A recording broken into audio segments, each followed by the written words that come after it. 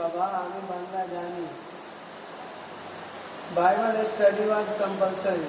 The Bible Society had issued each student a beautifully bound Bible, and each morning everyone gathered for scripture reading, prayers and hymns.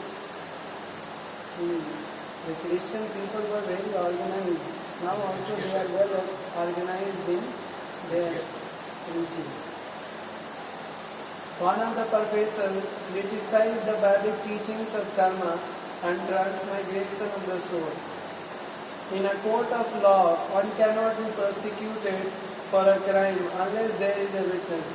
Similarly, he argued, although according to him, the soul suffers in his present life for the misdeeds of his past life, where is the witness to these misdeeds? Abhay was displeased to hear this criticism, and he knew how to refute it. But being only a student, he had remained silent. Socially, he was inferior, and a student had little scope to challenge the professor. But he knew that the professor's argument against karma was insubstantial. He knew there was a witness. Who is the witness? Who is the witness? You don't know. God, Yamraj. They see whatever we do.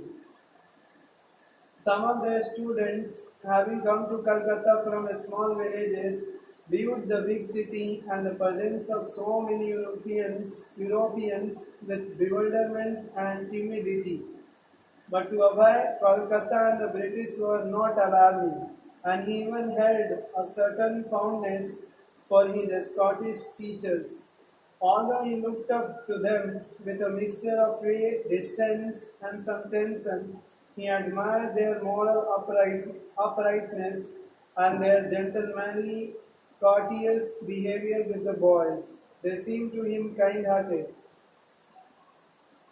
The governor of Bengal, who was Scottish, once came to a Scottish church's college, visiting all the classrooms. The rooms were large, holding 150 students, but Abhay had a front row seat and got a close look at the famous governor, the Marquis of Jutland. Do you know the story of this? Once one of the god brother of Prabhupada went to England to preach. He met this Marquis of Jutland, and that person asked him, "Can you make me a Vaishnava?" And he said, "Yes, it's very easy to become a Vaishnava." So he said, "Please make me a Vaishnava." He said, "You have to do only 4 things. You have to stop meat eating, intoxication, illicit sex, and gambling, and start chanting Hare Krishna." And the person replied, "It's impossible." Prabhupada said this. The school operated on the principle of strict social distance between Europeans and Indians. Even the Bengali faculty members, being of a supposedly inferior race, had to use a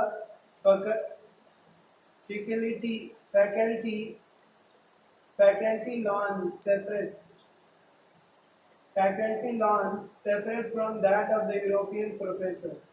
Part of the college was England's Work in India by M. Ghosh, an Indian. The book elaborately explained how India had been primitive before the British rule. Abhay's economics professor would sometimes shout at his class when he became frustrated with their slowness, addressing them as representatives of the whole Indian nation.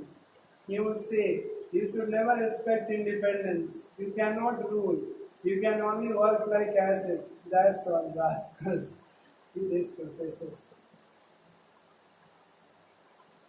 College life was demanding. No longer was Abhay free to spend hours before the deities of Radha Govinda early in the morning. That had been a boyhood luxury. When you daily pass hours in the Mundik's temple before the golden forms of Radha Govinda, watching the pujaris as they worship the deity, incense, flowers, lamps, musical kirtan, and opulent prasadam. As a child, he had played within the grassy compound of the temple. The man cooking kachoris on the roadside of the or by bicycled or flown his kite with Bautarani. His life had always centered on his home at Harrison Road. His mother's talks, his father's worshipping Krishna, these scenes were now past. Now he has spent his days within the compound of a Scottish church's college. Here there was also a lawn and a garden with birds and even a small banyan tree. But instead of worship, there was a study. The atmosphere at the Scottish churches was academic, and even the casual conversation among the students as they gather before the notice boards at the main entrance or passed in groups in and out of the main gates was usually about class assignments or collegiate activity. When Abhay was not actually sitting side by side with his fellow students sharing a classroom bench before one of the long desks that stood row after row in the lecture hall, when he was not looking attentively forward during the lecture of one of his professors, usually a reverend dressed in a European suit, speaking a Scottish brogue and pronouncing words like duty and duty, when he was not actually in the classroom hearing their lectures on Western logic or chemistry or psychology, then he was at his homework assignments. Sitting at a table amidst the bookshelves in the college library, reading from an open book or writing notes while the electric fans overhead rippled the pages.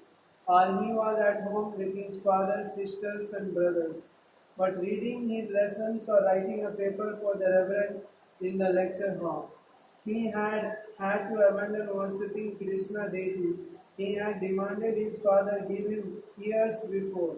He had retired his dating to a closed box. Gorman was undisturbed that his pet son could no longer attend to all the devotional activities of his childhood. He saw that Abhay was remaining pure in all his habits, that he was not adopting Western ideas or challenging his own culture, and that as a student at a Scottish Church's College, he was not likely to be exposed to immoral behavior. Likely be exposed to immoral behavior. Gorman was satisfied to see Abhay getting a good education to prepare for a career after graduation. He would be a responsible Vaishnava. He would soon marry and get a job. One of Abhay's classmates and close companions was Rupendra Nath Mitra. Abhay and Rupen would study together and sit side by side in the assembly hall during Bible class. Uttering the compulsory prayers, Rupen noticed that although Abhay was a serious student, he was never enamored by Western education or ambitious for scholastic achievements. Abhay would confide to Rupen, I don't like these things. And sometimes he spoke of moving away.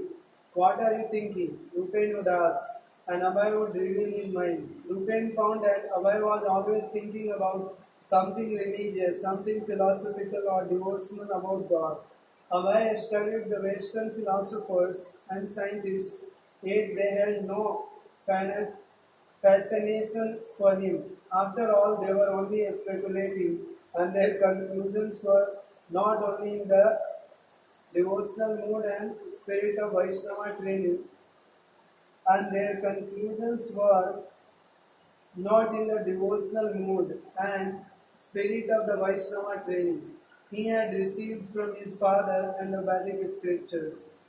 The sudden access to wealth of Western knowledge, which created in some an appetite to study deeply and in others a desire to get ahead in the world through good grades and careers, left Abhay untouched. Certainly within his heart he was always thinking of something religious. something philosophical or devotional about God, and he, as a Scottish Church's college man, he gave his time and attention to academic life. One night, after his first year of college, Abhay had an unusual dream. The deity of Krishna, his father, had given him, appeared to Abhay complaining, "Why have you put me away in this box? You should take me out and worship me again." Abhay felt sorry that he had neglected his deity, and he reassumed his worship of Radha and Krishna at home, despite his assignments. In the class 1 year ahead of Abhay was a very spirited nationalist, Subhash Chandra Bose. He had been a student at Residency College but had been expelled for organizing a student strike against a British professor who had repeatedly abused Indian students. At the Scottish churches, Boss appeared to be a serious student. He was secretary for the philosophy club and was working cooperatively with Vice Chancellor Archibald. From Subhas Bose and others, Abhay heard talks of Indian independence. He heard the names well known in his native Bengal: Bipin Chandra Pal, who had fought to repeal the Arms Act; Surendranath Banerjee, who had started the British with his agitation against the 95 partition of Bengal; Lala Lajpat Rai, and most notably Mohandas Karamchand Gandhi. The Scottish Church's calling was strict in forbidding anti-government propaganda, but the students were sympathetic to the cause of home rule. Although there were no open sign of rebellion, students sometimes held nationalistic meetings in secret. Prabhu, would you like to read a few pages of it? If you want, you can.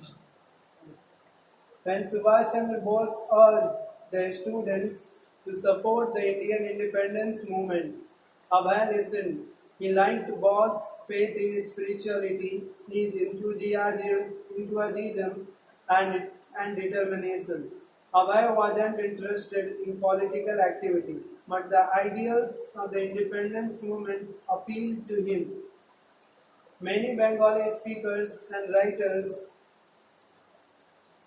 expressed India's drive for independence, Swaraj, as a spiritual movement. For the nationalists, political emancipation was analogous to the soul's liberation from material bondage. Abhay was interested in devotional service to Lord Krishna, the absolute truth, a conviction he had imbibed from his father and maintained since his childhood, whereas Indian independence was a temporary relative truth. But some of the leaders of Swaraj, while admitting the Vedic scriptures were indeed absolute, asserted that the original glory of Indian culture could not shine forth for the world's benefit until India became free from the stigma of foreign rule. The foreigners, they pointed out, blasphemed and castigated the preeminence of India's culture. Abhay had felt this so. In his assigned reading in M. Ghosh, England's work in India, he had encountered the theory that the Vedic scriptures were impure, recent writings, and that India's had been a spiritually backward culture before British rule and the spread of Christianity. There were many British insults against the Shastras, such as Abhay's professors trying to discount the law of karma. But if India could gain national freedom, then everyone, not only Indians, but the entire world would benefit from India's highly evolved Vedic culture. The call to Swaraj, although covert, attracted virtually all the students, and Abhay amongst them. He was especially interested in Gandhi. Gandhi always carried a Bhagavad Gita. He daily read Lord Krishna's holy words and spoke of being guided by Gita above all other books. Gandhi's personal habits were pure. He abstained from all intoxication, meat eating, illicit sex. He lived simply like a sadhu, yet he seemed to have more integrity than the begging sadhus. Abhay had seen so many times. Abhay had seen so many times. Abhay read his speeches and followed his activity. Maybe Gandhi could carry spirituality into the field of action. The Gita's truth, Gandhi proclaimed, belonged in a most prominent place, where the Gita not only could be read but could work for everyone's freedom. And the symbol of that freedom was Swaraj. Nationalist sympathies, nationalist sympathies at Scottish Churches College remained underground during Abhay's years as a student. It was a prestigious school. A student had to study very seriously to obtain a degree there, and he could then look forward to a fine career, to speak openly against British rule and in favor of independence meant to risk being expelled, to lose education and career.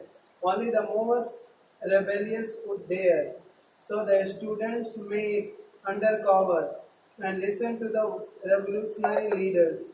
We want Swaraj, we want independence, our own government, our own schools. Gormon watched his son with concern. He saw Bhai not as one of the hundreds of millions of instruments meant to change India's political destiny, but as his pet son. His first concern was for Abhay's welfare. While world events moved while world events moved across the stage of history, Gorman concentrated on his son's future as he hoped it would be and as he had always prayed it would be. He was planning for Abhay to become a pure Vaishnava. He was planning for Abhay to become a pure Vaishnava, a devotee of Radharani. He had taught Abhay to worship Radha Krishna and be pure in character and had arranged for his education. Now Gorman thought of getting him married. According to Vedic system, a marriage should be carefully arranged by the parents and it should take place before the girl reaches puberty. Gorman had gotten his first daughter married in her ninth year, his second daughter at 12 years, and his third daughter at 11. When his second daughter was going on 12, Rajni had said, I shall go to the river and commit suicide if you don't get her married at once. In Vedic system, there was no courtship. In the Vedic system, there was no courtship, nor was the couple allowed to live together during the first years of their marriage.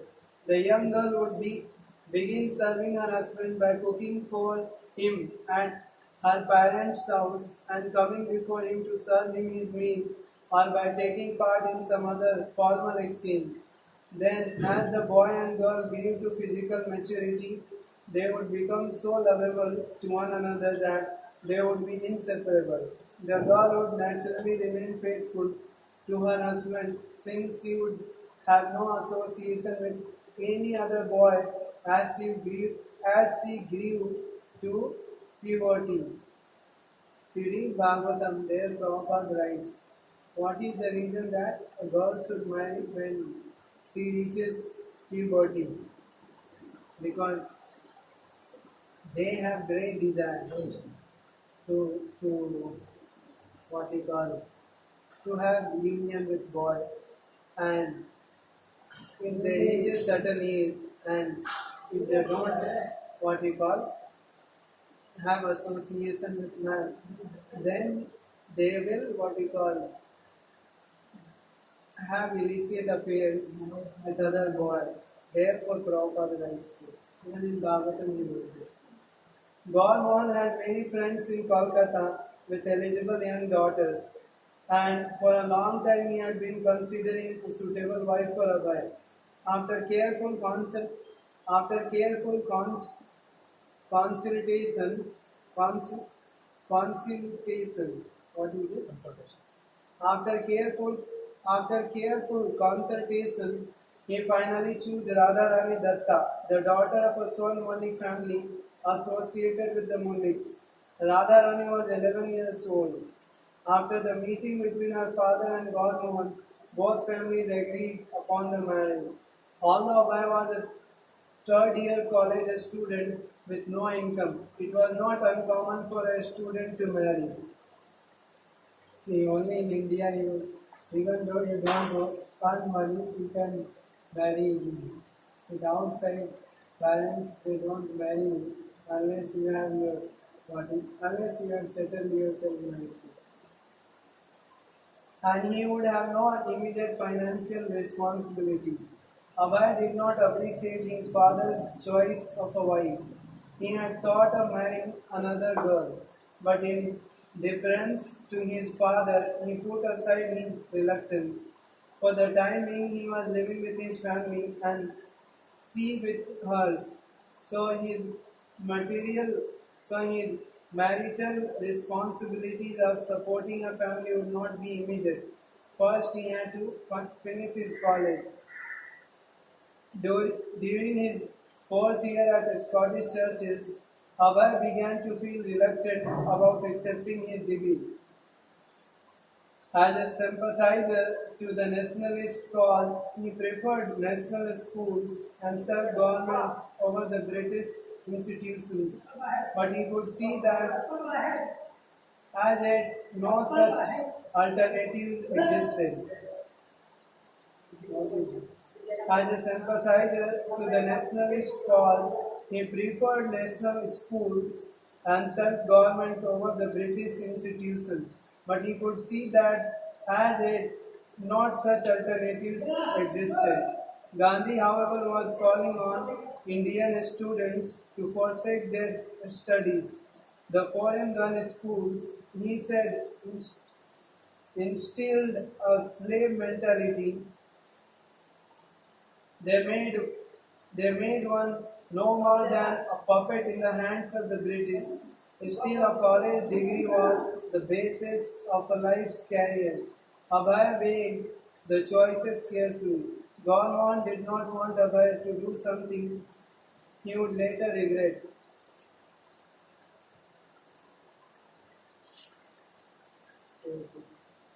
He had always tried to plan the best for his son. But Abhay was 23 and would have to make this decision for himself. Gorman thought of the future. The horoscope said his son would be a great religious preacher at the age of 70. But Gorman did not expect to live to see it. Still, he had every reason to accept the horoscope as accurate, and he wanted to prepare Abhay. He tried to plan things accordingly, but there was no way to guess what Krishna would do. Everything depended on Krishna, and Krishna was above nationalism, above planning and the law of astrology, and above the desires of a modest cloth merchant aspiring to make his son a pure devotee of Srimati Radharani and a preacher of Srimad Bhagavatam. Although Gorman had always allowed Abhay to do what he wanted, he had also carefully guided him always on the path he knew was best. Now, without interfering with Abhay's decision about college, Gorman set about to arrange good employment for him, regardless of what else might happen. In 1920, Abhay completed his fourth year of college and took the BA exam. Afterwards, with the ordeal of final examination behind him, he took a short vacation to fulfill a long cherished desire. He traveled alone a day's journey by train to Jagannath Puri. Srila Prabhupada. Every day of my boyhood, I used to think how to go to Jagannath Puri and how to go to Vrindavan. At that time, the fare was for Vrindavan 4 or 5 rupees, and similarly for Jagannath Puri. So I was thinking, when shall I go? I took the first opportunity to go to Jagannath Puri. He walked along the same broad street where for thousands of years the Rath Yatra procession had passed. In the market shops displayed a small curved and painted wooden murtis of Lord Jagannath. Although it was not Rath Yatra season, tourists were purchasing souvenirs. What is this? Souvenirs. Souvenirs. And in the temple, they purchased Jagannath Prasadam. In the Jagannath temple, 56 gigantic offering of cooked rice and vegetables were presented daily in worship before the deities of Jagannath, Balaram, and Subhadra. Abhay entered the temple and saw the deity. On a side altar stood the Murti of Lord Chaitanya in his six-armed form, manifesting himself simultaneously as Krishna, Rama, and Sannyasi Lord Chaitanya. Lord Chaitanya was famous in Puri. There he had spent the last 18 years of his life, conducting Hare Krishna Kirtan with his followers and dancing ecstatically at the early Rath Yatra as the carts were being along the main road surrounded by thousands of devotees. Lord Chaitanya had danced and swooned in ecstasy of his intense love in separation from Lord Krishna. Passing over the parade route, Abhay recalled his own childhood pastime, singing and dancing in the street. The plenitude cart, the procession, Jagannath is smiling his father and mother Radha Govinda. Somehow the fame of Lord Jagannath had inspired him as a child, and it had remained within him all these years. When shall I go to Jagannath Puri?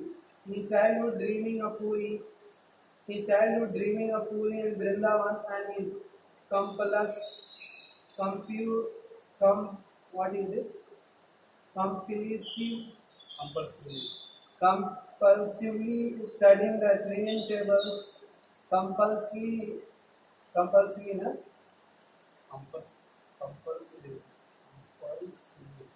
Compulsively studying the train tables, scheming since the age of 5 or travel there, age of 5 to travel here, were based on more than just a desire to tour Puri's marketplace, and he was not satisfied by once seeing the deity in the noisy, crowded temple.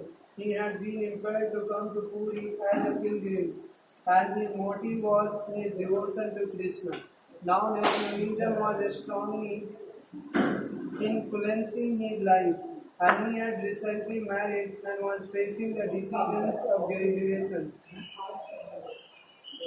and career. Here he was, hardly more than a boy, walking alone in Puri, where Lord Chaitanya had lived and where Lord Krishna's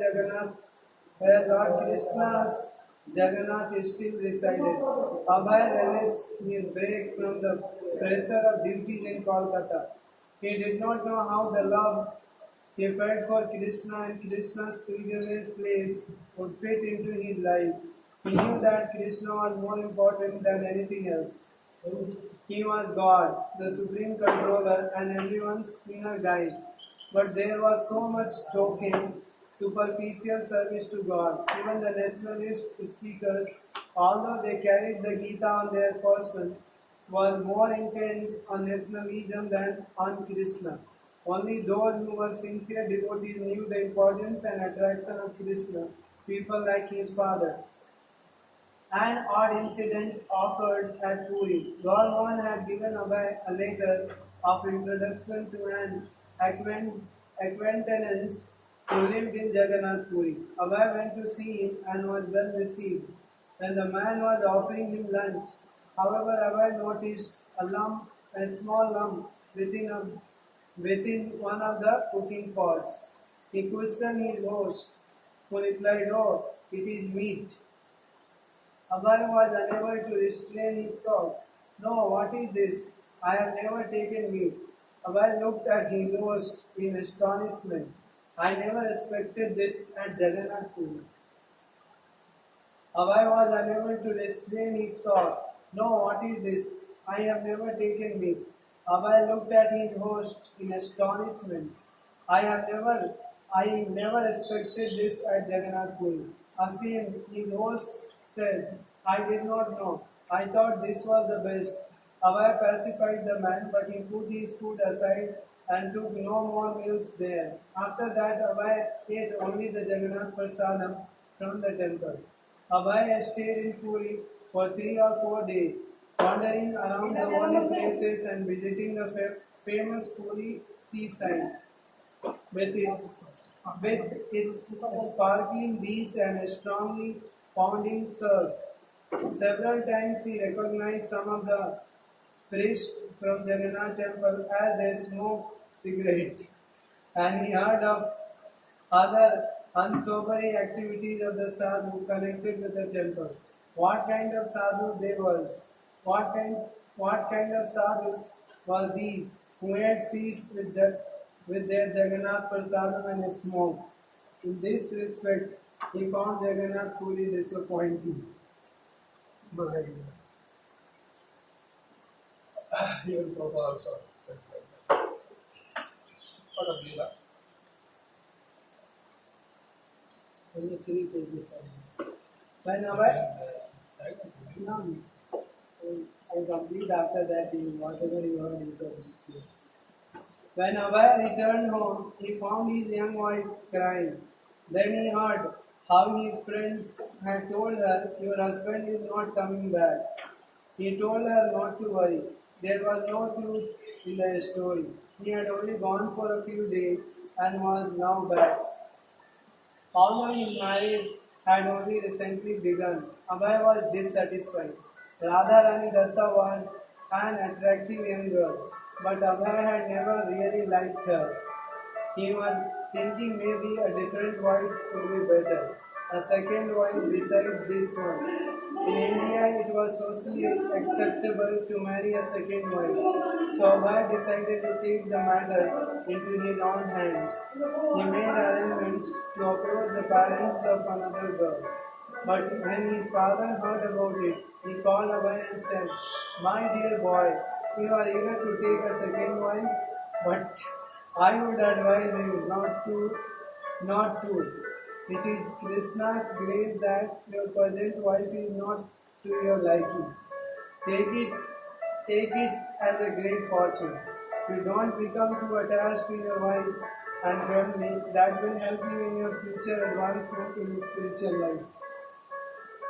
Abhay accepted his father's advice. He wanted and obey his father. He wanted and